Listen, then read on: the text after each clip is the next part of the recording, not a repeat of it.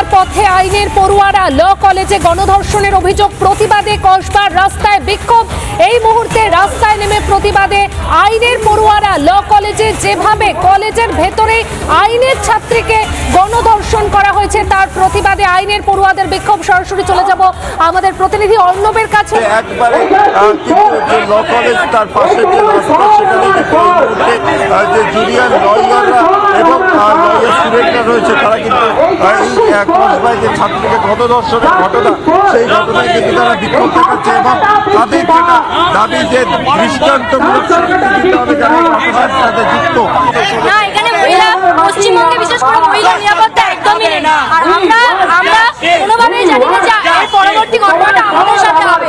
আজকে south Calcutta law college হয়েছে, পরবর্তীকালে যে আমাদের কলেজে হবে না সেটা আমরা কিভাবে জানবো?